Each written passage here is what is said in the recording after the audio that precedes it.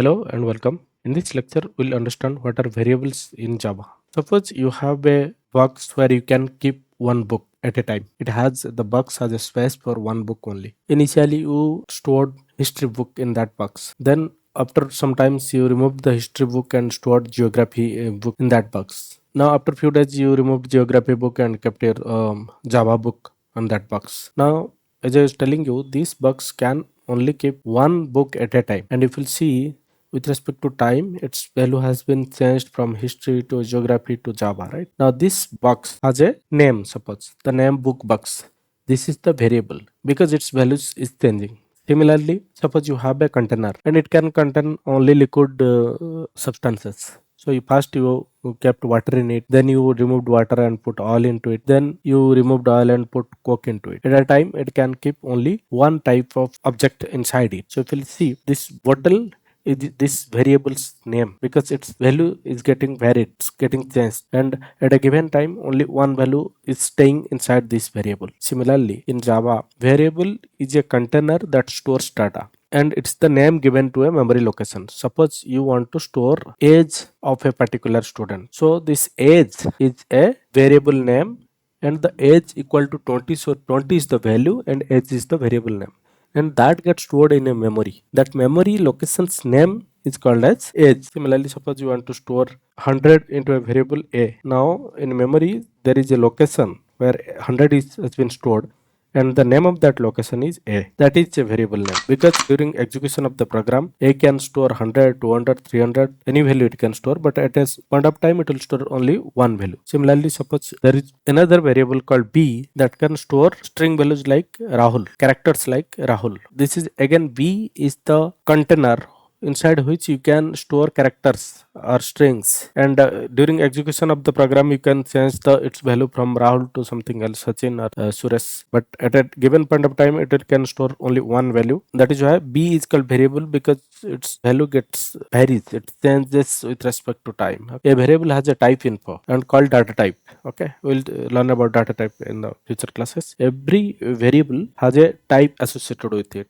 The variable can store only that type of data what is written before it. Then it has a name like a and b and a value associated with like 100 or Rahul. So when you declare a variable or initialize a variable, you first mention what type of data it can store, that is data type, then the name of the variable, then assignment operator equal, then value. You will see here int is the data type, a is the variable name, a equal to 100. Now 100 is stored in variable a. Similarly, string b, string is the data type, b is variable name, and Rahul is stored inside variable b. A variable can store a single value at a given time during program execution. Its value may change during program execution. Variables are declared inside the class and outside of a method are called instance variable. As I was telling you right, the classes has properties. These properties are called instance variables. They are declared outside of a method but inside the class. Like if you see int x, float y, these are called instance variable. They are declared outside of this method, constructor variable test or method test, or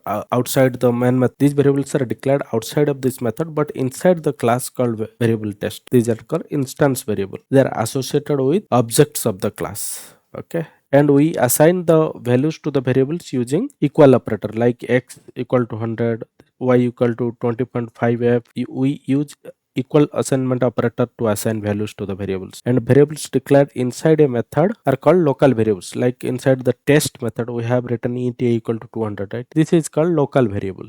There are certain rules associated with naming the variables. You cannot name anything. There are certain rules you need to follow. The first rule is variable must start with a letter or underscore or dollar. It cannot start with a number. Letter means small a to j, capital A to G, or underscore or dollar. You cannot start with a number.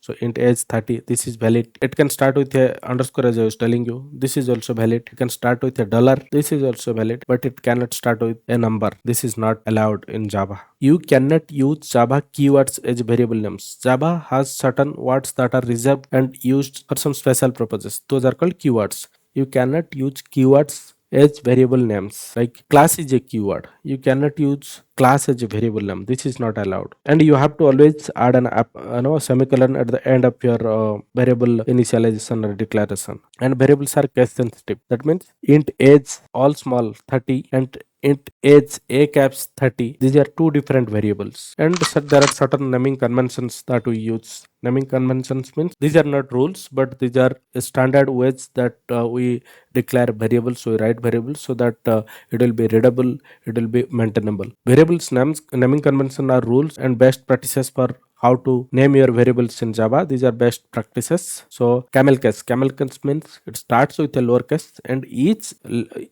starting letter of the next words will start the caps. So you will see here first name F is in lowercase, but the next word name and its starting letter N is in caps. So it starts with a lowercase letter and capitalize each new word in total count. So here P is in lowercase but C in caps. And you should always write meaningful variable names, not XYZ. If you have a name, write first name or last name or age, like customer age, something like that. Don't use XYZ temp. Always use nouns like address, full name, etc. About starting the variable's name with underscore or dollar until and unless it's really necessary. So these are the few rules. Thank you.